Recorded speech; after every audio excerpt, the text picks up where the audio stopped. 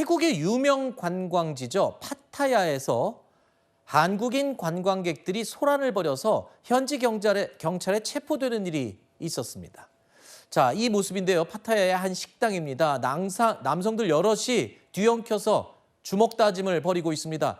맥주잔과 식기가 날아다니고요. 무자비한 주먹질에 발길질, 살벌한 육탄전이 벌어집니다. 현지 경찰이 현장에 출동하기도 했는데요. 주변 관광객들 그리고 외국인들 비명을 지르면서 이 현장을 벗어나기 바빴습니다.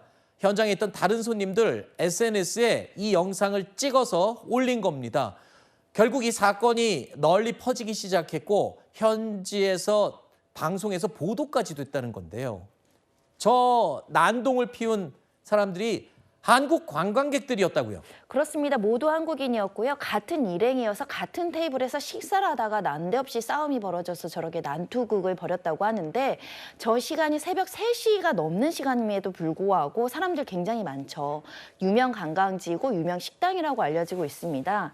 이 현지 식당에도 피해를 많이 끼쳐서 일단 손해배상으로 한 400만 원 상당 424만 원 정도를 합의를 한 것으로 알려지고 있고 모두 이 가해자들이 지불한 것으로 알려지고 있는데요. 이 경찰 공공장소에서 싸운 혐의로 입건을 하고 벌금을 부과한 뒤 석방을 했다라고 알려지고 있는데 이렇게 관광지에서 한국인들이 또 저렇게 보시면 뭐 폭언이나 몸에 또 문신도 많고요. 국가 망신이다 이런 댓글도 따르고 있는 상황입니다. 네. 아니 그래서 저 사람들 그렇게 어떻게 된 거예요? 저게 피해 물어주고 그리고 그냥 귀국한 겁니까?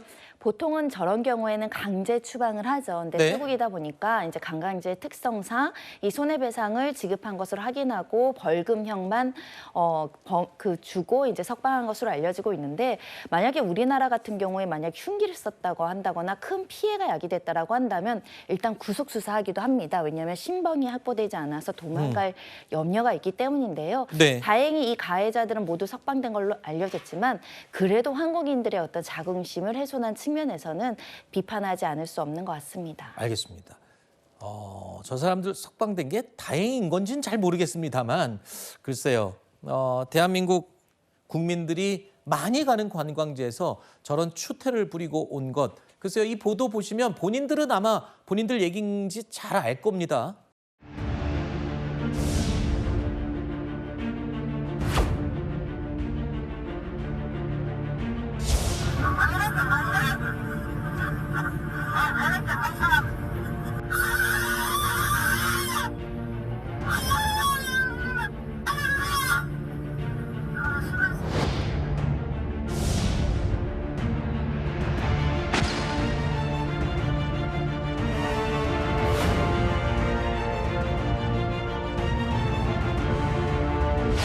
맞아. 혹시 많은 것이야 얘기하더라고요. 다말하는 이름에서 막 이제 죽인다고 막 그러면서 이제 때린 걸 많이 아팠어요. 저 일주일을 일을 못했어요.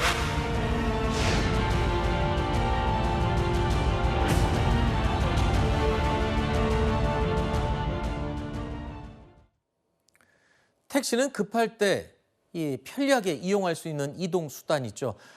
하지만 택시를 운전하는 택시 기사님들의 안전은 제대로 보장받지 못하고 있다는 지적이 자주 나오고 있습니다. 승객이 택시기사를 폭행하는 일이 잦기 때문인데요. 조금 전에 저희가 미리 보여드린 이 영상처럼 택시를 타면 기사님이 어디 갈까요? 라고 물어보는 건 당연한 일일 텐데요. 지금 폭행의 이유가 저거였습니다. 어디로 모실까요? 그랬다가 맞았다고요? 지금 공분을 사는 영상이죠? 그렇습니다. 지난 6일 밤 10시쯤에 성남시의 한 도로에서 발생한 일인데요. 뒷좌석에 탑승한 한 승객께서 어디로 갈지 말을 안 하고 그냥 서울로 출발해 주세요라고 하다 보니 운전기사께서는 어디로 가는지를 재차 물을 수밖에 없는 상황이었는데 그리고 나서는 욕설과 폭언을 했다고 알려지고 있고요. 이어서는 머리채를 잡고 주먹으로 때리기 시작합니다. 머리를 아하. 뒤로 잡아당기면서 주먹으로 마구 때리는 장면을 보고 계신데요. 경찰에 신고하고 경찰이 오기 전까지 5분간 계속 무자비한 폭행은 계속적으로 이어졌다라고 하고요. 처음에는 뭐 죽인다 뭐 이런 말까지 하면서 협박성 발언과 이어서 이렇게 이제 무자비한 폭행을 한 것으로 알려지고 있는데 현재는 만취 상태라서 기억이 나지 않는다 이렇게 주장하고 있는 것으로 알려지고 있고 이 경찰에서는 특가법상 운전자 폭행죄로 지금 입건해서 조사 중입니다. 네. 일반 폭행죄보다 특가법에 운전 중에 있는 기사를 폭행한 경우에는 굉장히 가중하게 처벌할 수 있고요. 특히 상해 피해를 입었다라고 한다면 3년 이상의 유기징역에 처하도록 되어 있기 때문에 엄중한 처벌이 필요해 보입니다. 네. 이런 비슷한 소식들을 저희가 반복적으로 계속 전해드리고 있는데요. 아까 들으셨죠? 운전자를 운전 중에 폭행할 경우에는 훨씬 더 엄한 벌을 받게 된다는 점 명심하시기 바랍니다. 이번은 사진 함께 보시면서 설명을 드리겠습니다. 자, 지금 보시는 이 장소, 이게 무슨 일인가요? 한 아파트 1층의 모습인데 창문이 있어야 할 곳에 창문은 온데간데 없고 자동차가 옆으로 처박혀 있습니다. 자, 당연히 창문 다 박살 났고요. 아수라장이 됐는데 저게 지금 어떻게 된 상황입니까? 네, 13일 오후 6시 42분경이었고요. 이 천안에 있던 아파트에 외벽을 뚫고 한 차량이 돌진한 모습입니다. 일단 경찰 조사 결과 음주 상태는 아니었던 것으로 알려지고 있는데 아파트 입구로 들어오는 과정에서 가속 방지턱을 넘은 다음에 저렇게 사고를 낸 것으로 보고 사고 경위를 확인하고 있다고 하는데요. 다행히 집에 있던 그 주민 80대 여성이 다치긴 했지만 생명이 위독한 상황은 아니라고 합니다. 운전자 역시 좀 다쳤다라고 알려지고 있는데요. 이 상황에서 운전 미숙인지 어떤 동기가 있는지 살펴봐야 될 것 같습니다. 알겠습니다. 자, 이게 어떻게 이런 사고가 날까? 좀 의심스러운 사고가 한두 번이 아닙니다. 요 며칠 전에는요, 이런 일도 있었습니다. 영상 보시죠. 광주광역시의 한 주차장입니다. 택시가 벼랑간 속도를 내더니 외벽을 뚫고 아래로 추락합니다. 택시는 뒤집힌 채 그대로 4층 아래로 떨어졌고 부서진 파편들이 사방에 튀었습니다. 바로 직전 이곳으로 행인이 지나갔었는데 가까스로 화를 면했습니다. 갑자기 번개 치듯이 쾅쾅 소리가 나서 뭐지 하고 순간 앞을 봤는데 차가 딱 떨어지는 거 봤어요. 그 모습을 뒤집어지고 파편도 날리고. 이 차량 운전자는 음주 상태도 아니었다고 하는데요. 점점 예상할 수 없는 사고에 좀 대비를 해야 되는 게 아닌가 이런 생각이 듭니다. 그런데 지금 마트 주차장 벽을 뚫고 나온 저런 사고, 과거에도 이런 사고가 몇 건 비슷하게 있었거든요. 저는 그런 생각도 듭니다. 그런 주차장 건물의 외벽을 조금 더 튼튼하게 해야 되는 필요가 있지 않나 그런 생각도 들거든요. 그렇습니다. 보시다시피 저 상가 건물은 그 지상이 이제 주차장 용도로 사용하기 때문에 주차장으로 쓰는 건물인데 아무래도 운전 미숙으로 저렇게 외벽을 뚫고 추락하는 사고가 발생한 것 같습니다. 만약에 외벽이 좀 더 두꺼운 콘크리트 재질이라든가 이 사고 방지 조치가 있었다라고 한다면 그래도 피해를 좀 더 줄이지 않았을까 생각하는데요. 네. 다행히 행인들이 없었기 때문에 밑에 사람들이 깔리는 사고는 피할 수 있었지만 운전자는 다친 것으로 알려지고 있습니다. 네. 경찰은 5층에서 4층으로 택시가 내려가다가 사고가 난 것으로 보고 있는데요. 네. 좀 더 철저한 대비가 필요할 것 같습니다. 알겠습니다. 내란 특검이 잠시 후 오후 2시 구속 중인 윤석열 전 대통령을 소환해 조사할 예정입니다. 재구속 후에 첫 특검 조사가 될 예정이었던 지난 금요일 11일이었죠. 윤 전 대통령은 불출석 사유서를 내고 모습을 나타내지 않았는데요. 과연 오늘은 어떨 걸로 예상이 됩니까? 아마 적극적으로 응하진 않을 것 같습니다. 네. 그렇게 예상되는 이유가 몇 가지가 있는데요. 네. 실제로 영장 실질 단계까지는 굉장히 적극적인 본인 항변을 했습니다만 그거는 구속을 면하기 위한 측면이 있었죠. 그런데 구속이 됐고 구속이 되면은 구속 기소는 너무나 뻔한 절차입니다. 그 이후에 그러면 본인의 인신이 풀려날 거라는 일말의 기대가 법률적으로 합리적으로 판단했을 때 가능할 것인가. 그 가능성이 매우 낮다라고 본인이 판단을 하는 것 같고 네. 그렇다면 내가 적극적으로 항변하는 게 게 어떤 의미가 있을 것인가와 관련해서 지금 이렇게 강제 구인을 하더라도 나는 적극적으로 응하진 않겠다라는 입장을 나타내고 있는 것 같은데, 강제 구인하면 정말 말 그대로 강제로 그 인신이 좀 조치되게 되는 그런 상황까지, 좀 전례 없는 상황까지 펼쳐지게 됩니다. 네. 오늘도 윤 전 대통령이 소환에 불응한다면 특검에서는 바로 강제 구인에 나설 가능성이 매우 높은 것으로 알려지고 있는데요. 하지만 강제 구인이 된다고 하더라도 윤 전 대통령이 진술 거부권을 또 행사하면 특검에서는 또 다른 뾰족한 방법이 없잖아요. 그렇죠. 그러니까 장 변호사께서 말씀하셨듯이 최근에 그 체포영장과 관련돼서는 적극적으로 임했습니다. 그리고 진술 거부권 사용하지 않겠다라고 이야기하고 그런데 그랬던 윤 전 대통령이 진술 거부권을 사용할 것으로 보이는 이유 다르죠. 그때는 구속될까 봐. 인신이 구속될까요? 그런데 이미 구속돼 있는 상태이기 때문에 자신이 진술을 할 이유가 없다라고 판단하는 것 같아요. 우리가 지금 기시감이 드는 게 뭐냐면 지난 1월 달입니다. 구금됐을 때, 구치소에 구금됐을 때 공수처가 3번이나 강제 구인을 시도해요. 네. 그런데 바깥에서 대치만 하다가 돌아갔잖아요. 끌어내지는 못했습니다. 네. 당신 또 현직 대통령이기도 했고요. 그 다음으로 수순이 방문조사였습니다. 근데 방문조사에서도 계속 피하기만 하고 제대로 응하지 않았죠. 근데 그때도 굉장히 국민 여론이 악화됐었거든요. 네. 근데 지금 사실 그 패턴을 그대로 똑같이 할 것으로 보입니다. 네. 앞서 윤 전 대통령 측은요, 지금 머물고 있는 서울구치소의 수용 환경과 그리고 윤 전 대통령의 건강 상태를 문제 삼고 나서기도 했습니다.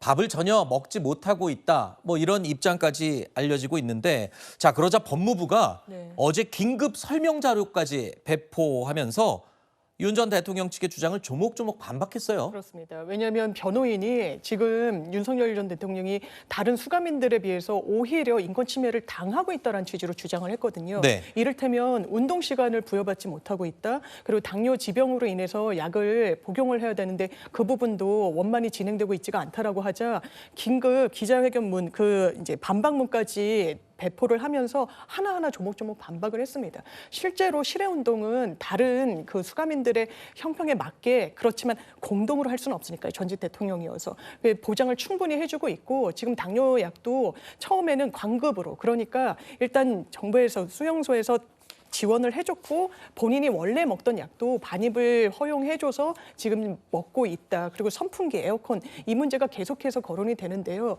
서울구치소가 변호인 접견실을 말고는 서울 수영동에는 다른 구치소도 마찬가지지만 에어컨 시설이 없습니다. 그렇기 때문에 이 부분과 관련해서는 인권 침해라고 이야기하는 것은 조금 과도한 측면이 있어 보입니다. 네.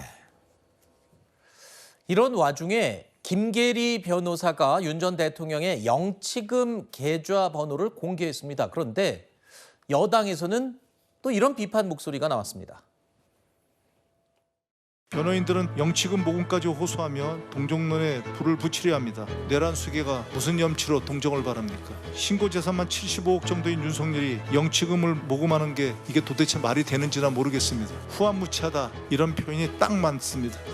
윤석열의 혐의가 더 짙어지자 극우 세력들이 급기야 동정 마케팅을 시작한 것 같습니다. 영치금 입금 계좌를 올리는가 하면 윤석열에게 운동 시간이 없다라면서 인권 침해를 운운하고 있습니다. 참고로 24년 3월 기준 고위공직자 재산 신고 내역으로 볼 때 이 가련한 윤석열 부부의 재산은 74억 8,112만 원. 그중 예금 비중이 매우 큰데요. 그러니까 김계리 변호사가 계좌번호를 공개하면서 지금 윤 전 대통령 측이 돈이 하나도 없다 이러면서 공개를 한 겁니다. 근데 하루도 안 돼서 영치금이 한도 400만 원이 모두 꽉 채워진 것으로 지금 알려지고 있습니다. 여당에서는 앞서 들으신 것처럼 영치금을 모금하는 것은 후한무치다라고까지 비판을 했습니다. 이해가 가지는 않아요. 왜냐하면 아까도 지금 한준호 의원도 얘기했지만 2024년 그러니까 2023년에 재산 신고 내역이 74억인데 이 대부분은 사실 김건희 여사의 재산으로 분류가 돼요. 실제로 이제 윤 대통령보다는 김건희 여사의 재산이 많이 들어가 있으니까요. 그런데 윤 대통령의 예금 그 재산만 따지더라도 6억 3,228만 원이거든요. 그렇다면 영치금을 꼭 국민들한테 받아야 되느냐? 아하. 제가 보기엔 그게 돈이 없어서라기보다는 끊임없이 지금 지지자들을 결집시켜야 된다. 아하. 아까 그 동정 마케팅이라는 얘기가 딴 게 아니고 그럼 국민들이 뭐 동정을 하겠습니다. 그거보다는 끊임없이 동력, 그러니까 지지자들이 계속 뭉치고 윤 대통령에 대한 어떤 지지를 선언을 하고 하면서 그 끈을 계속 이어가려고 하는 것. 김계리 변호사의 그 글 뒤에 보니까 모스탄이라는 이름이 나옵니다. 부정선거와 관련돼서 미국 측 인사인데 바로 그런 글들이 왜 나오느냐? 하나 이슈, 정치적 이슈로 부정선거의 피해자다. 이렇게 네. 연결시켜서 계속 끊임없이 지지자들을 결집시키려는 목적으로 보입니다. 그렇군요. 돈도 돈이지만 강한 지지층들의 결집 뭐 이런 것을 위한 메시지다 이렇게 해석이 가능하다는 설명이군요. 자, 이런 상황에서 내란 특검은요 오늘 과거에 평양에 무인기 침투 작전을 벌였다는 의혹을 받고 있는 드론 작전 사령부 등에 대한 압수수색에 나섰습니다. 자, 바로 이게 대표적인 외환 혐의에 대한 내용인데 그 핵심이잖아요. 그러면 이제 외환 혐의의 수사가 본격 시작이 된 거네요. 그렇죠. 이 구속영장 청구서에는 외환 혐의는 빠졌는데 이제 앞으로 속도를 낼 수밖에 없는 국면이고 지난 번부터 사실 특검이 군 관계자들은 이 외환 혐의와 관련해서 상당히 많이 또 소환을 했었습니다. 요지는 계엄을 하기에 한두 달 전부터 북한에 무인기를 보냈던 겁니다. 이 부분이 사실 과거에 북한이 보낸 부분에 대한 반격 성격이다 이런 항변을 하는데 맞지 않습니다. 그 직후에 대한민국 정부에서 보냈다가 유엔사에 경고를 받거든요. 그러면 안 된다라고, 정전협정 위반이라고. 그런데 한동안 잠잠하다가 아주 집중적으로 보내는 거예요. 왜냐하면 계엄을 하기 위해선 전시 사변에 준하는 국가 비상 상황이라는 전제 조건이 있어야 됩니다. 법률적으로. 그러니까 대한민국에서 그 조건을 만들기 위한 어떻게 보면 가장 손쉬운 방법이 북한을 도발하는 것이거든요. 단순히 그런 행위만 했느냐? 아니요. 노상원 씨 수첩에도 그런 부분과 관련해서 매우 구체적으로 적시가 돼 있습니다. NLL 이 인접 지역에서의 포사격 훈련도 하지 않다가 갑자기 하고 이러거든요. 이런 부분에 대한 수사 반드시 이루어져야 됩니다. 지금 가장 속도를 내는 특검이 내란 특검이죠. 그런데 다른 특검들도 급물살을 타고 있습니다. 바로 이렇게 이 특검 수사가 급물살을 타게 된 배경 가운데 하나가 윤석열 전 대통령의 측근들이 기존 입장을 번복하는 진술을 내놓고 있기 때문이죠. 윤석열 정부의 실세 참모로 외교안보 정책을 주도했던 김태효 전 국가안보실 1차장, 그리고 금요일 최상병 특검 조사에서 VIP 경로설 관련해서 기존과는 전혀 다른 진술 나온 것으로 알려지고 있습니다. 대통령실에서의 회의, 그리고 대통령의 경로, 국가안보실 회의로 알려지고 있는데 여기에 배석자시잖아요. 그죠? 그 회의 자리에서 대통령이 경로하셨습니까? 언제 어떤 회의를 말씀하시는지 7월 모르겠는데 31일 회의 말씀드리고 있습니다. 그날을 정확히 적시해서 제가 기억은 못하지만 보통 안보실 회의에서 경로하신 적은 없습니다. 저희 앞에서 화를 내신 적은 없습니다. 오 석상에서 윤 전 대통령 경로 없었다는 주장 그대로십니까? 2차 보류 지시는 윤석열 전 대통령과 무관한 건가요? 들어가 보겠습니다. 죄송합니다. 진술 거부 없으셨다고 했는데 어떤 내용 좀 말씀하세요? 다음에 기회 있을 때 말씀드릴게요. 오늘 진술은 질문에 다 답을 하셨나요? 네, 성실하게 대답을 했습니다. 지난 2023년 7월 31일 국가안보실 회의는 최상병 사건 수사 외압 의혹의 발단으로 지목이 되고 있습니다. 이날 회의에서 해병대 수사단의 초동 수사를 보고받았는데요.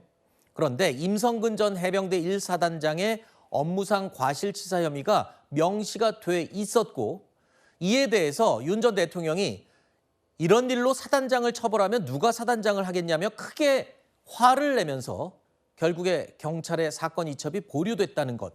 이 내용이 이제 여러분도 아시다시피 이른바 VIP 경로설의 핵심 내용입니다. 당시 회의 참석자이자 정권의 실세라고 불렸던 김태효 전 1차장이 지난 금요일 특검 조사에서 처음으로 이 해당 경로설에 대해서 사실관계를 인정한 것으로 지금 알려지고 있습니다. 이렇게 되면 기존에 계속 해왔던 주장과 입장을 180도 완전히 뒤집은 것인데요. 자, 어떤 속내에서 이런 진술이 네. 나왔을까요? 그러니까 뭐 각자 도생을 가는 겁니까? 어떻게 되는 그렇다고 겁니까? 봐야 될 것 같습니다. 그래요? 이제 본인의 법률적인 항변에 조금 더 치중하겠다. 윤석열 전 대통령을 지키는 게 본인으로서는 좀 무의미하다는 판단을 내린 것 같아요. 아마 변호인 조력을 받지 않았을까라는 생각도 들고요. 기본적으로 경로가 없었다고 했습니다. 이게 법률적으로 대단히 중요한 건 2023년 7월 31일 수석 비서관 회의에서 그 전까지는 그냥 대한민국 해병이 아무런 거의 아주 부실한 안전장비만 수해복구에 갖고 나섰다가 사망을 했어요. 그럴 때 업무상 과실치사로 그 사단장을 처벌했던 건 관례이기도 했습니다. 법리에 맞기도 하고요. 그리고 수사 브리핑까지 예정돼 있는데 대통령이 급작스럽게 화를 냈다라는 겁니다. 이런 식으로 하면 사단장을 누가 하겠느냐. 그러면서 그 뒤로부터 경찰로 넘어갔던 일부 기록은 다시 찾아와고 수사 브리핑은 다 중단이 되고 오히려 수사를 맡았던 수사단장을 항명죄로 구속영장까지 치고 기소하기에 이릅니다. 네. 이런 부분과 관련해서 딱 잘라서 거짓말했던 거죠. 지금 보면 김태호 안보실 1차장이 대통령은 원래 화를 내지 않는다. 그날 회의에도 화를 내지 않았다. 180도 바뀐 거예요. 화를 냈다는 게 법률적으로 상당한 분수령이 되는 사실관계입니다. 네. 그러면 여러 진술들이 있는 걸 본인이 확인했을 수 있습니다. 네. 이 특검 조사에서 내가 거짓말할수록 나만 불리해지겠구나. 그렇기 때문에 본인도 진실을 이야기하고 아마 앞으로도 수사에 더 적극적으로 협조할 가능성도 열려 있는 것 같습니다. 이렇게 김태효 전 차장까지 인정을 한 만큼 이제 VIP 경로설은 말 그대로 설이 아니라 점점 사실화되어 가고 있는 상황입니다. 최상병 특검의 수사가 점점 의혹의 정점을 향해 달리고 있습니다. 2023년 7월 31일 대통령실 주재 수석 비서관 회의에 참석하였던 김태효 전 국가안보실 제1차장을 지난 금요일 피의자로 불러 조사하였습니다. 이날 회의에 참석했던 참석자들에 대한 조사를 이어나갈 예정입니다. 이번 주에는 회의 참석자인 이충면 전 국가안보실 외교비서관, 왕윤종 전 경제안보비서관을 불러 조사할 예정입니다.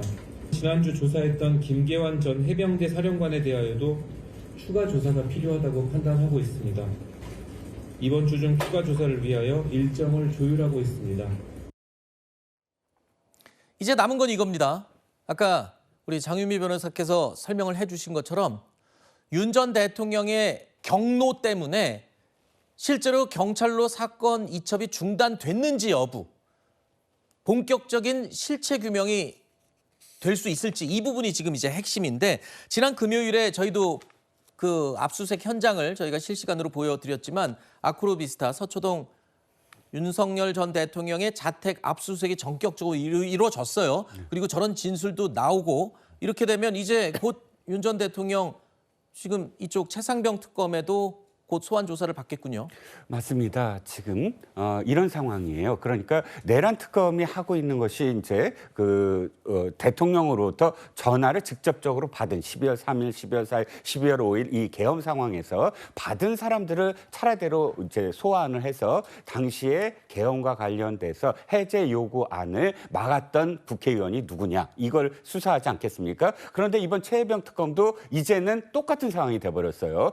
그 대통령이 경로했다는 건 화를 내서 문제가 아니라 바로 거기서부터 출발을 합니다. 대통령의 인식이 그런 것이고 그럼으로써 전화를 하기 시작합니다. 네. 이준석 국방장관한테도 전화를 하고 실질적으로 그 전화한 시간 이후에 이준석 국방장관이 또 전화를 합니다. 뭐 이런 이 전화의 라인 타임라인을 보면 바로 이 수사단이 낸 것을 이첩을 다시 보류하거나 브리핑을 금지하게 한 정확한 지시가 어디서부터 출발했는지가 나오기 시작하거든요. 네. 그러면 그걸 전부 다 정리한 다음에 대통령을 소환을 해서 이렇게 다 순서대로 지시가 내려졌다라고 질문할 겁니다. 왜냐하면 내란 특검 경우에는 굉장히 예측을 뒤집어서 핵심 인물인 윤 전 대통령을 먼저 소환했잖아요. 그래서 혹시 이번에도 그렇게 하진 않을까 생각이었는데 일단 진술을 다 확보한 다음에 예를 들어서 어떤 반발할 수 없는 그런 타임라인을 다 완성한 다음에 소환할 가능성이 높다. 이 사건은 그렇습니다. 알겠습니다. 자, 김건희 특검에 이어서 최상병 특검도 국민의힘 현역 의원들을 겨냥하고 있습니다. 자, 그러자 요즘 국민의힘 내부에서는요. 긴장감이 고조되고 있습니다. 지금 누가 들어가면? 네, 들어가. 수사팀 들어가나?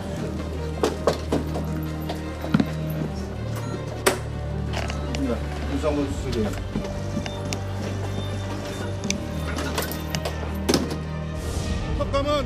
이재명 정권 정치 보복의 칼로 전락했고 법원은 이재명 정권 정치 보복을 위한 영장 발급기로 전락했습니다.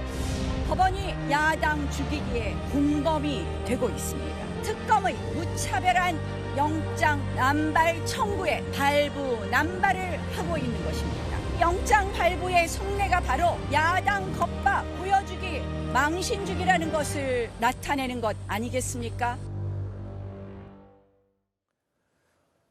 특검팀의 현역 의원 사무실 압수수색은요. 지난번 윤상현 의원에 이어서 임종득 의원이 이제 두 번째입니다. 국민의힘 의원들은 이 압수수색이 진행된 임종득 의원 사무실을 찾아서 앞서 보신 것처럼 특검 수사에 강하게 항의를 했는데요.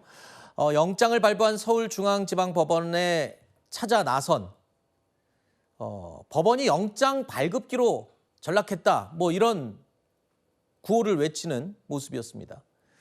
국민의힘 의원들을 겨냥한 특검 수사 앞으로 어떻게 더 확대될지 모릅니다. 그러니까 지금 긴장할 수밖에 없는 상황이고요. 당연하죠. 어떻게 어떤 범위로 확산될지 모르니까 사실은 거의 공포에 가까운 분위기입니다.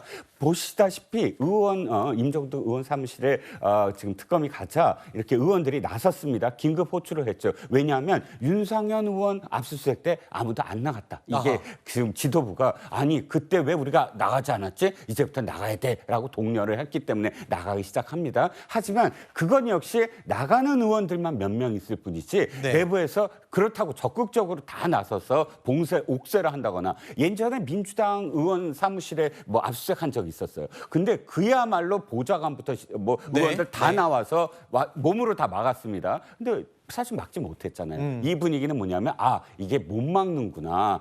각자 도생의 분위기가 사실은 국민의힘 내에서도 번지고 있다는 겁니다. 사실 지금 유리숙 혁신위원장이 실제로 대국민 사과까지 하고 당원 당규에다가 그 사과 내용을 넣겠다라고 얘기를 하고 있고 그리고 또 언더 찐윤이나 뭐 이런 사람들의 움직임에 대해서 지금 경고를 하고 있는 상황이잖아요. 그리고 아직도 국민의힘은 이제 탄핵, 뭐 또 계엄의 강을 빨리 건너야 되고 그런 상황에서 지금 적이 나가서 막으면 그렇죠. 곤란해질 수밖에 없겠죠. 근데 지도부가 지금 다 나와라 했는데도 몇 명 안 나갔다. 이게 지금 국민의힘의 상황이라는 겁니다. 그러면 대통령실은 지금 입장이 어떨까요? 장관 후보자들이 청문회에서 어떤 소명을 내놓는지를 지켜보겠다라는 입장입니다.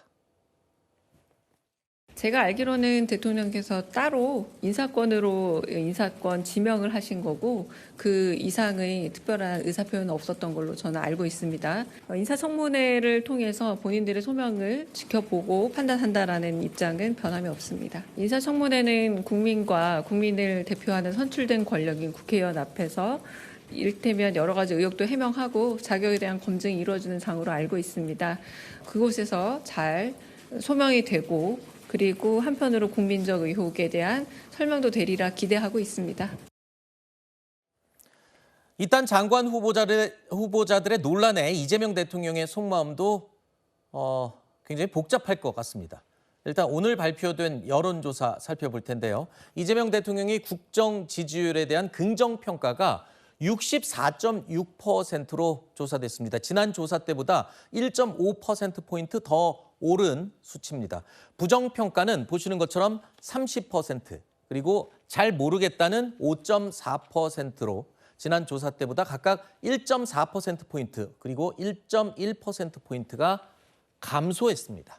자, 앞서 보신 것처럼 연이은 장관 후보자들 논란에도 높은 지지율을 보이고 있는 것은 사실입니다. 그리고 이재명 대통령도 계속해서 국민 여론을 확인하고 있습니다. 그만큼 혹시 이런 흐름을 확인하면서 임명을 강행하지 않겠냐 이런 예상이 많이 나오고 있습니다. 그러니까 지지율과 국정 운영에 대한 국민들의 응원이 상승세이기도 하고 상당히 이제 순항을 하고 있는 건 국민 여론을 좀 적극적으로 청취하고 좀 소통의 창구를 많이 가졌던 측면이 있거든요. 그렇기 때문에 뭐 목표를 정해놓듯이 우리가 인사한 국무위원들은 전부 뭐 열애 없이 같이 간다. 이거는 국민들 보시기에 눈높이가 맞지 않으면 철회할 수도 있는 그런 사안인 거죠. 그래서 인사청문회도 있는 거고 저는 대통령실의 강유정 대변인이 대통령실의 기류를 상당히 정확하게 반영해서 이 기자분들께 알렸다는 생각이 드는데요.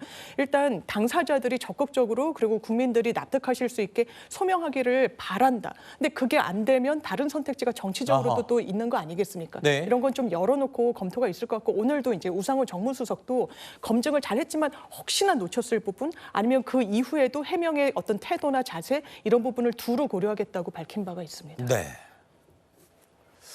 정말 짧은 시간이 주어졌었죠. 탄핵에 의한 대통령 선거였기에 인수위원회도 없이 시작된 정부였습니다. 자, 그렇기 때문에 지난 주말에 강훈식 비서실장이 이번 첫 내각 인선 마무리에 대해서 소회를 밝혔는데요. 이걸 두고 또 국민의힘에서 아주 따갑게 비난을 쏟아내네요. 네, 그렇습니다.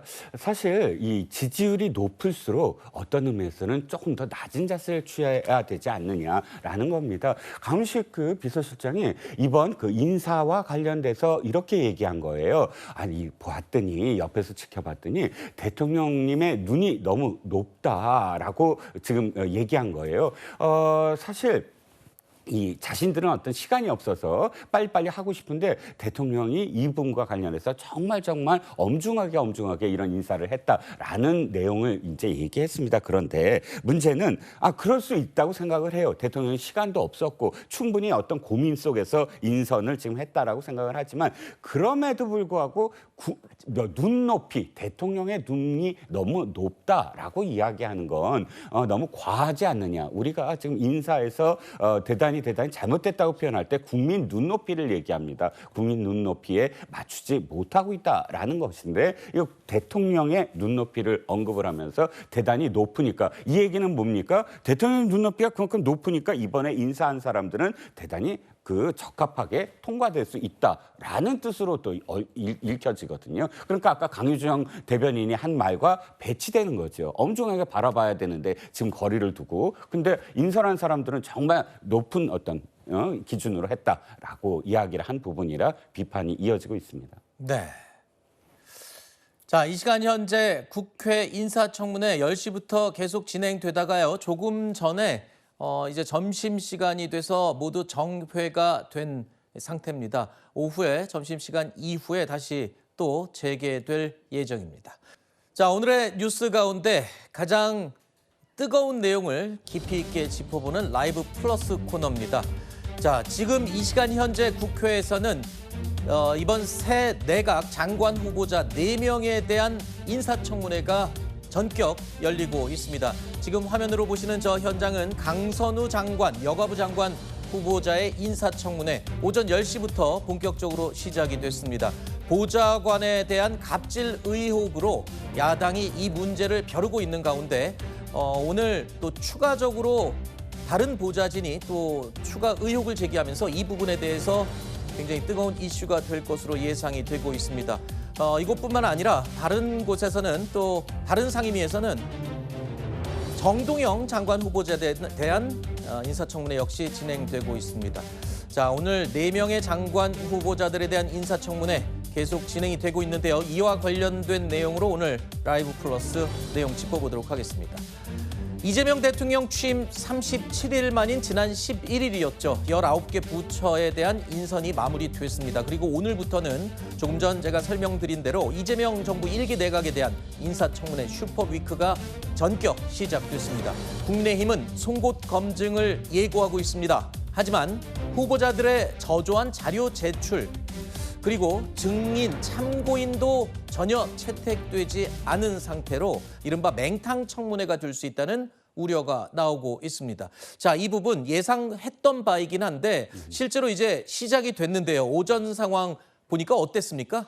오전 상황 보통은 지난 청문회들을 기억하시면 이런 상황들입니다. 지금까지는 어떠냐면 오전 내내 의사진행 발언만 합니다. 거의. 네. 해서 왜 지금 자료를 안 내냐. 자료를 언제까지 내라. 공방을 벌이다가 오후에 시작이 되면 그때부터 질문을 하긴 하는데 왜 오전에 요구한 자료 제출 안 하냐. 그걸로 또 반나절 갑니다. 그래서 거의 맹탕은 늘 되풀이 됐어요. 네. 그런데 오늘은 조금 더 양상이 다릅니다. 피켓 때문에 지금 거의 아수라장이 되고 있어요. 어떤 피켓이죠? 강선우 청문회도 그렇고 또 저기 곽이 청문회도 그렇고 어떤 피켓이냐면 강선우 후보자의 이름을 빗대서 그러니까 지금 이 갑질을 했다라는 내용을 담은 그런 피켓을 아예 야당 의원들이 전부 다 자기의 자리에 이렇게 배치를 하자 그것을 치워야만 청문회를 강행하겠다부터 시작을 해서 그 공방으로만 또 오전이 지금 가고 있는 상황이고 또 이쪽 과기 쪽에서는 어떤 일이 있었냐면 최민희 상임위원장, 최민희 위원장이 독재를 하고 있다라는 사실 청문회와 약간 좀 다른 후보자의 어떤 검증이랑은 약간 다른 어떤 뉘앙스의 피켓 때문에 또 거기대로 지금 계속 공방을 벌이고 있어서 오전 내내는 아마 피켓 공방이다 이렇게 제목이 붙을 것 같습니다. 그렇군요. 뭐 전혀 생소한 모습은 아닙니다. 과거에도 청문회가 열릴 때 뭐 노트북 앞에 스티커를 붙인다든가 피켓을 붙여서 물론 여야의 입장이 바뀌는 것만 달랐을 뿐이고 이런 장면은 종종 연출됐던 그런 청문회 모습이기도 합니다. 자, 국민의힘은 강선우 여성가족부 장관 후보자와 이진숙 교육부 장관 후보자를 낙마 1순위로 꼽고 있죠. 오늘 오전 청문회가 시작되기 전부터 여야 간의 기싸움 치열했습니다. 더불어민주당의 인사청문 기준은 실용, 능력, 성과입니다. 구태의연한 카더라식, 막무가내식 인신공격과 음해, 돈 없는 국정 발목 잡기에는 단호하게 대처하겠습니다. 진솔한 답변으로 제기된 의혹을 해소하시고 준비된 역량과 실천의 의지를 잘 설명해 주시기 바랍니다. 이재명 정부의 1기 내각 인선은 총체적 부실입니다. 엄밀히 따지면 전원 실격입니다. 갑질 장관 강선우, 표절 장관 이진숙, 커피 장관 근어울, 도로 투기 장관 조현, 조계기 장관 정동영 등 이재명 대통령은 무자격 오적을 즉각 지명 철회하기 바랍니다. 강선우 여성가족부 장관 후보자 인사청문회에서는 시작부터 여야 간의 설전이 벌어졌죠. 청문회 시작 10분 만에 청문회가 정회되는 해프닝이 벌어지기도 했습니다. 들어오라 했습니다. 후보자가 위원들 들어오기 전에 들어와 한다 보셔야죠.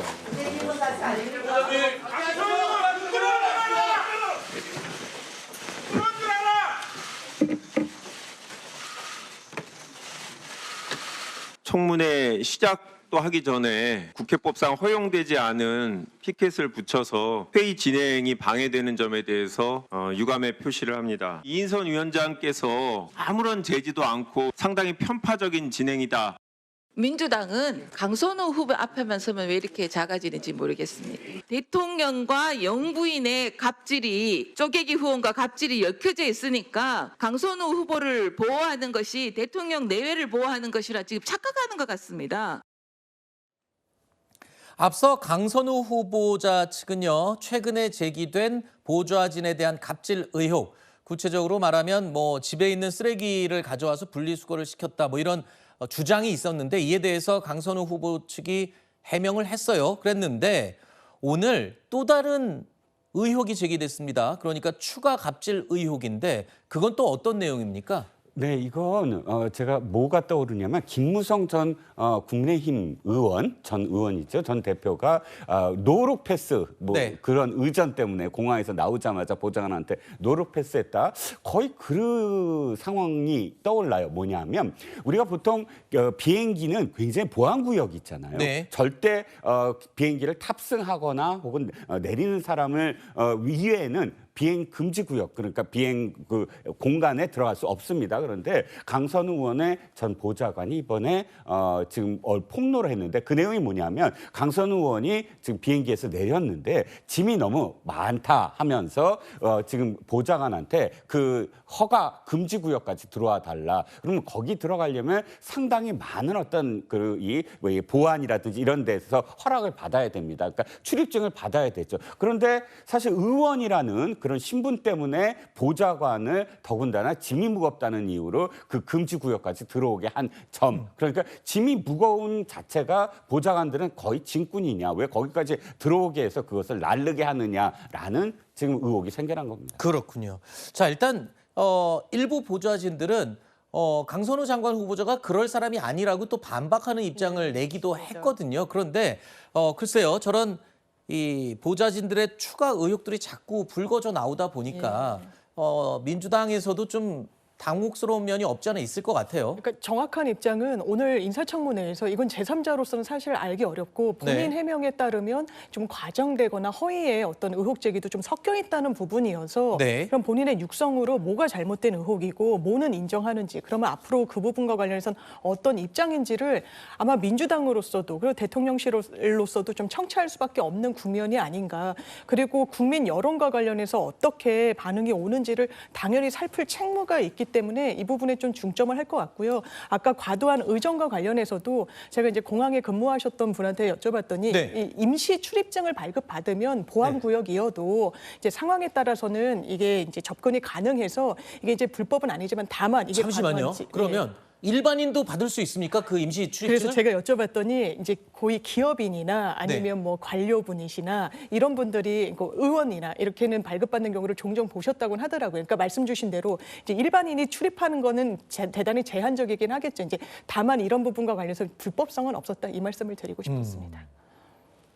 그러니까 지금 갑질이라는 게 법에 갑질이 불법으로 규정돼 있지는 않잖아요. 일단 정서적, 국민 정서적으로 볼 때 이건 좀 지나치다라는 행동들 그런 거를 소위 말해서 갑질이라고 부르는데 글쎄요. 이 공항에서 임시 출입증을 발급받아서 짐을 같이 챙기도록 시켰다. 글쎄요. 후보자의 직접 해명이 오후에 나올 수 있을지 한번 지켜보겠습니다. 자, 이렇게 계속된 보좌진 갑질 논란에 대해서 강선우 의원은요. 상처받았을 보좌진들에게 미안하다라고 사과를 했습니다. 그러면서 전직 보좌진 2명에 대해서는 법적 조치 보도가 있었는데 이에 대해서 다시 또 입장을 밝혔습니다.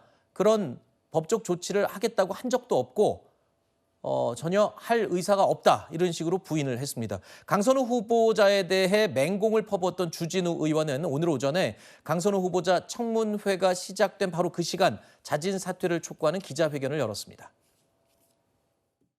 강선우 후보자의 갑질에 대해서 국민이 분노하는 것은 누구나 당할 수 있는 일이기 때문입니다. 국민 대부분이 어디선가 직장 생활을 하고 있고 직장 상사 또 권력기관 어떤 상황에서도 누구나 갑질을 당할 수 있습니다. 강약, 약강, 강한 사람에게 약하고 약한 사람에게 강한 후보자가 고위공직자가 될 수는 없다라고 생각합니다. 갑질을 하는 순간 사회적 약자를 보호한다는 명분이 사라지고 여가부 장관으로서의 직무를 수행할 수 없을 것이고요. 특히 2차 가해는 여가부 장관이 가장 신경 써서 막아야 되는 것 아닙니까?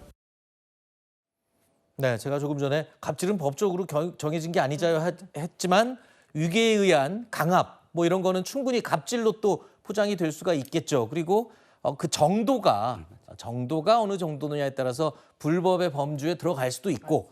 하지만 아까 그 임시 출입증을 발급받은 부분, 이 부분은 글쎄요. 좀 애매한 경계에 있는 것 같아 보이기도 하고요. 어쨌든 강선우 후보자에 대한 여론 반발이 적지 않은 상황이긴 합니다. 자, 이렇게 되자 민주당 내에서도 청문회에서의 해명을 보고 판단하겠다는 신중한 기류가 흘러나오고 있습니다. 저도 뭐 보좌진들하고 함께 일을 하지만 서로 간의 입장이 있기 때문에 그리고 어떤 사안을 바라보는 또 관점도 좀 다를 수 있고 그래서 저는 뭐 혹시 그런 점들이 있으면 이번 계기를 통해서 많이 좀 해소가 되었으면 좋겠다는 생각이 듭니다. 저희는 청문회를 통해서 다 함께 국민들과 지켜보겠다. 뭐 이런 부분이 정확한 표현이실 것 같습니다. 자, 이렇게 되면 오늘 청문회에서 강선우 후보자의 해명이 납득이 안 된다면 그 납득의 기준도 참 애매하긴 합니다만 낙마시킬 수 있다 이런 얘기로 해석이 됩니다. 그런데 국민의힘 입장에서도 볼 때 소위 말하는 정치인들끼리 불문율처럼 여기고 있는 현역 불패 어차피 의원 동료였지 않습니까? 그 예외도 불사하겠다 이런 뜻인가요? 그런데 아무리 같은 어떤 의원이니까 다른 출신의 후보자보다 조금 더 여유를 두자라는 것은 사실 인지상정이다라고 이야기하는 것이지 이렇게까지 굉장히 많은 그런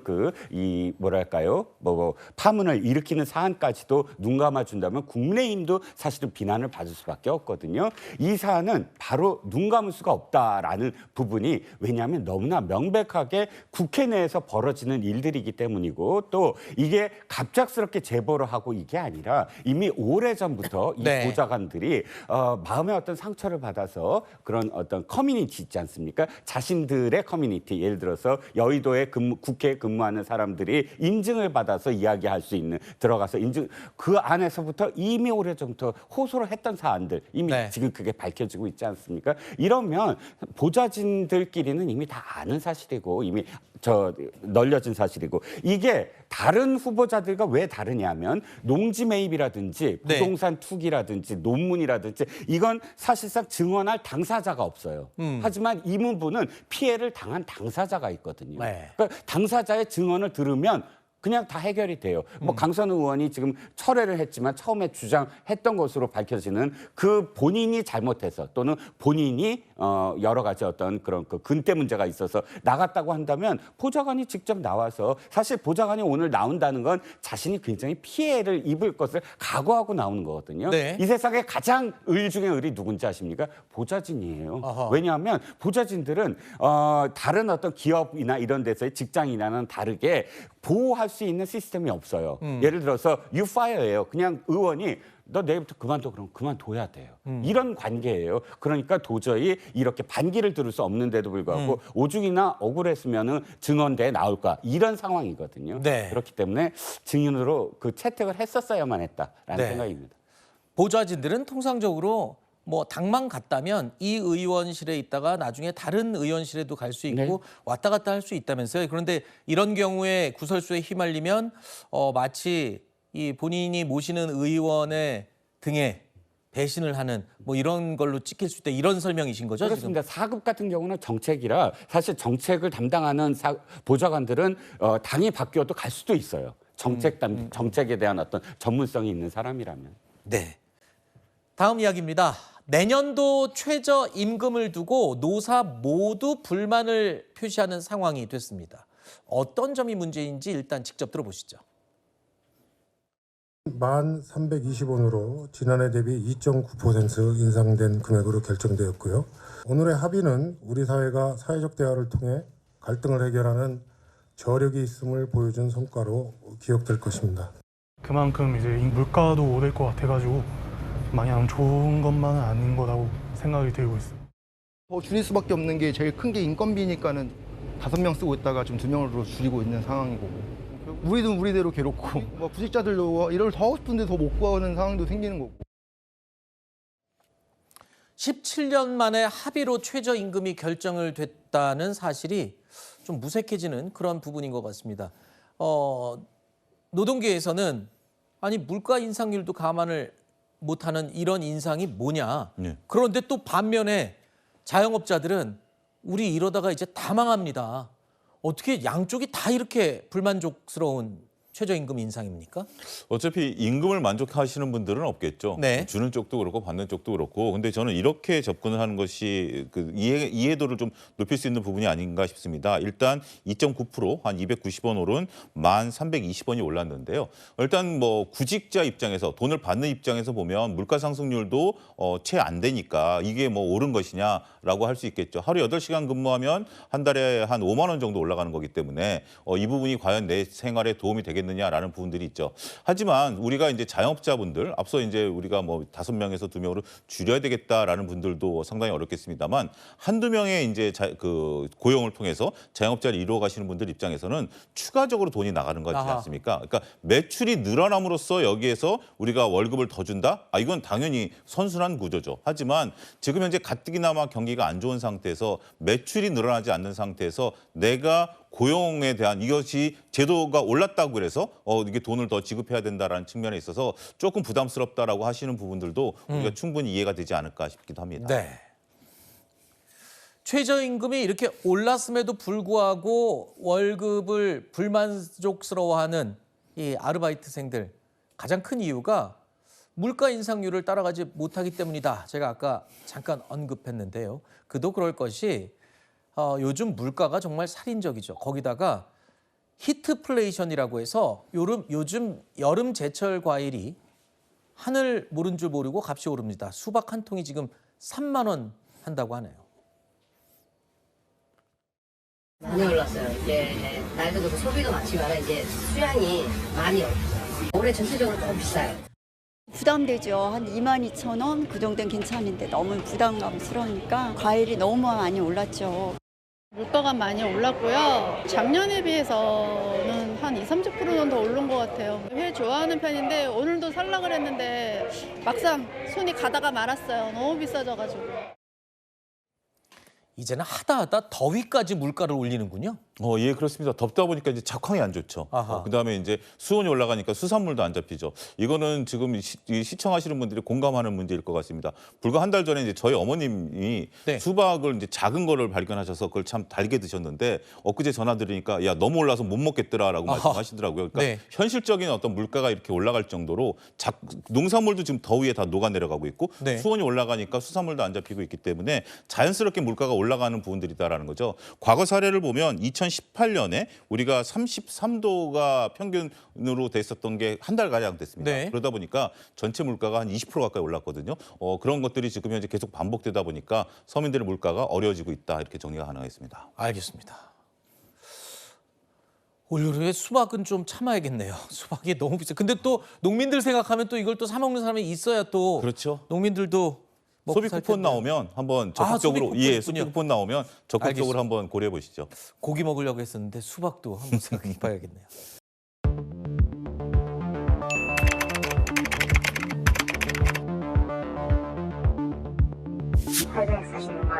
그래서 제가 이번 달에는 거의 줄 서더라도 한 7시, 6시 막 사람들 이렇게 오고 그랬거든요. 백화점에서 받은 건 그대로 드려요. 일본 여성분들도 오셔서 전부 다 오픈도 못 하시거나 시간 안 되시는 분들 그런 것을 가져가 주셨네요.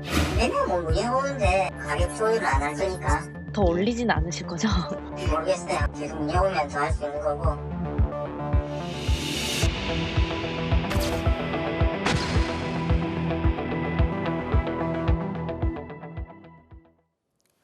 여러분들 인터넷으로 중고거래 많이 하시죠? 값싼 생활용품들도 쉽게 구할 수 있고 혹은 새 물건을 사기엔 좀 부담스러운 비싼 이 명품 물건들도 간혹 가다가 싼 값에 사는 경우도 종종 있습니다. 자, 그런데 이렇게 중고거래로 수익을 받다가 국세청으로부터 세금 폭탄을 맞은 사람들이 있습니다. 잠시만요. 소장님. 아니 중고거래에 내가 갖고 있는 물건 팔아서 수익을 받는데 그걸 가지고 세금 폭탄을 맞을 수 있다는 게 뭡니까? 우리가 다 일반인들도 그럴 수 있다는 건가요?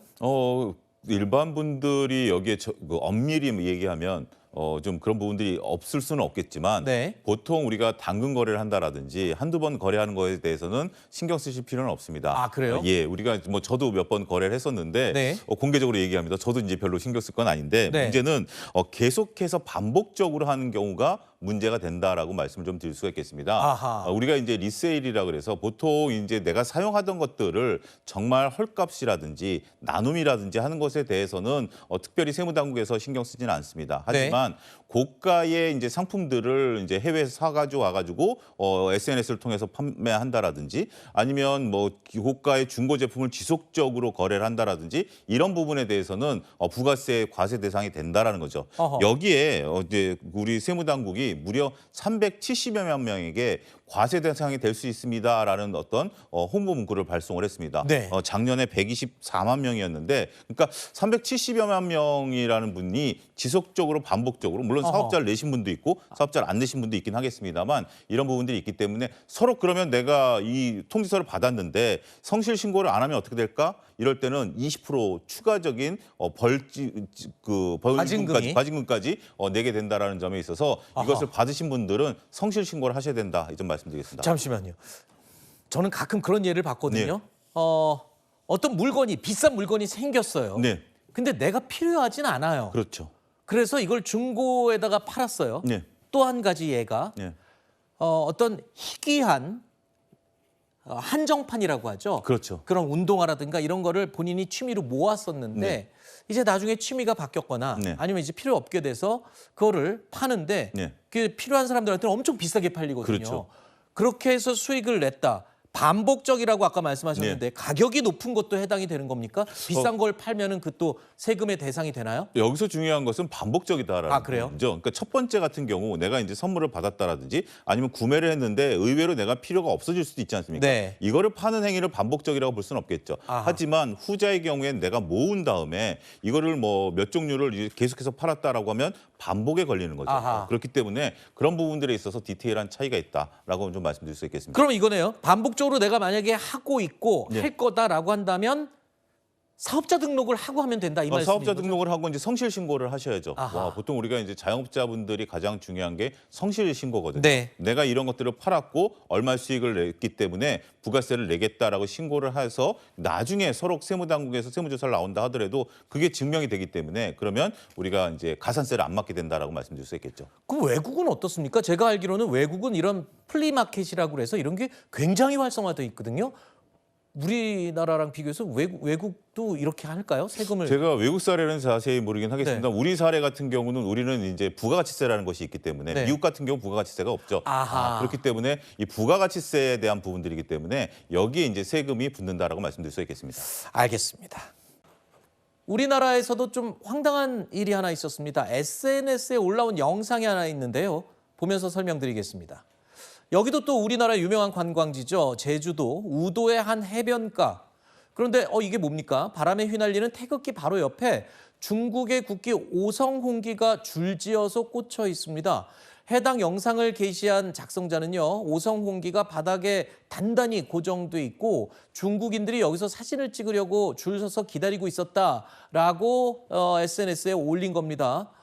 그런데 글쎄요, 왜 어쩌다가 우도에 중국 국기들이 저렇게 줄지어 꽂혀 있는 건지 궁금한데 아무래도 국기가 갖는 의미가 있다 보니 이게 뭐 하는 건가라는 사람들의 좀 의문들이 줄을 잇고 있다고요? 네, 한 해수욕장에서 촬영된 영상을 보시고 계시는데 저렇게 중국인들이 마치 이제 국가의 어떤 상징인 국기를 저렇게 꽂아놓고 인증샷을 찍듯이 인증샷 명소처럼 줄지어서 저렇게 사진을 찍고 있다라는 겁니다. 아무래도 한국인들 입장에서는 이 국기나 이런 것들을 임의로 설치해서 사진을 찍는 행위 자체가 우도의 특성을 조금 훼손하는 거 아니냐 이런 우려를 하지 않을 수밖에 없고 특히 제주도 같은 경우는 과거에 일부 관광객들 특히 중국 관객들이 좀 쓰레기를 마구 버린다던가 이런 무리를 일으켜서 사회적인 논란이 제기되기도 했었거든요. 특히 성산 일출봉 우리 세계 자연유산으로 이제 지정되어 있는 곳인데 여기에 이제 버려진 이 담배꽁초를 다 주워 보니까 상당 부분 12개 중 5개가 중국 담배였다고 알려지고 있습니다. 그만큼 우리나라의 자연유산이 훼손되지 않도록 그리고 우리나라의 관광지의 특색이 훼손되지 않도록 해야 되는데요. 이 영상이 많이 이제 일파만파 전달이 되면서 우도면 관계자가 현장을 나가봤다고 합니다. 지금은 이제 현장에 모두 철거되어 있다라고 하고 개인이 설치하는 것 같다라고 하는데 우리나라의 특색을 훼손하는 부분들은 조금 점검을 해야 될 것 같습니다. 알겠습니다. 아까 그 제주도에서 추태를 보였던 과거 일부 중국 관광객들 많이들 비난을 했었죠. 그런데 앞서 태국에서 우리가 또 그렇게 추태를 보이면 이렇게 우리나라에 놀러 온 관광객들의 추태를 또 함부로 비난할 자격도 잘 주어지지 않을 것 같습니다. 반면교사를 삼아야겠죠. 요즘 식당 운영하시는 자영업자 사장님들 어려운 경기임에도 불구하고 열심히 일하고 계시죠. 그런데 이렇게 힘든데 여기저기서 노쇼 신종 사기까지 이어지면서 고충이 더 하고 있습니다. 거기에다가 또 이런 몰지각한 아주 못된 사람들 때문에 더 힘든 것 같습니다. 음식에서 벌레가 나왔다고 항의를 해서 음식값을 환불해 줬는데요. 알고 보니까 미리 본인이 준비한 벌레를 넣었다가 그걸 가지고 신고를 한 겁니다. 자, 그러니까 고의적으로 이렇게 한 거고 한두 번이 아니라면서요? 그렇습니다. 상습적일 뿐만 아니라 이 적용된 제명은 사기, 업무방해, 스토킹 행위입니다. 굉장히 재질이 좋지 않은데요. 2023년 1월부터 지난해 12월까지니까 한 2년 동안 자작극 300여 차례를 한 것으로 알려지고 있는데 그러니까 하루 걸러 음식을 시켜서 하루 걸러 또 이게 뭐 벌레가 나왔다 이렇게 허위 제보를 하고 신고를 했던 사건이기 때문에 재질이 상당히 좋지 않고 법원에서도 징역, 실형 1년을 선고한 사건입니다. 한 사례를 보시면 한 45,000원어치 음식을 주문하고 네. 고객 상태에 연락을 해서 벌레가 나왔다, 이물질이 들어있다 이렇게 거짓말을 해서 환불하는 수법을 썼는데요. 네. 근데 한 업체에서는 아니 지난번에도 이렇게 이물질 나왔다고 신고했던 대학생인데 라고 하면서 의문을 제기하고 이 환불을 거절하니까 앙심을 품습니다. 네. 그리고 이 배달앱 센터라든가 여기 리뷰 페이지 같은데 왜 벌레가 자주 나오는 게 고객 책임이냐 이런 허위 글을 올리기도 했다라고 하고요. 어허. 특히 이렇게 환불에 적극적이지 않거나 협조하지 않는 식당 주인에게는 협박성 발언까지 했다라고 합니다. 예를 들면 언론에도 제보하고 어떤 제보 사이트에도 올리고 유명한 이 웹사이트라든가 홈페이지에 글을 올려서 이와 관련해서 문자 내역이나 녹음 파일 모두 공개하겠다 이렇게 협박까지 한 것으로 알려지고 있고 특히 한 사장님은 연락을 힘들어서 거부하니까 지속적으로 이제 스토킹 행위를 해서 문자 메시지로 괴롭힌 사실도 확인이 됐는데요. 이것은 단순하게 어떻게 보면 배달 앱 사기, 뭐 허위 민원 제보를 넘어서서 자영업자들의 눈물을 올리는 적극적인 어떤 업무 방해 행위이기 때문에 엄중 처벌할 수밖에 없을 것 같습니다. 하나 궁금한 게요. 벌레 나왔다고 신고하면서 환불을 요청을 했잖아요. 음식은 다 먹고 그렇게 한 거죠? 다행히 당연히 본인이 음식을 먹고 그 음식값을 지불하지 않고 나아가 추가 보상까지 요구하려고 이런 자작극을 벌이지 않았을까 생각하는데요.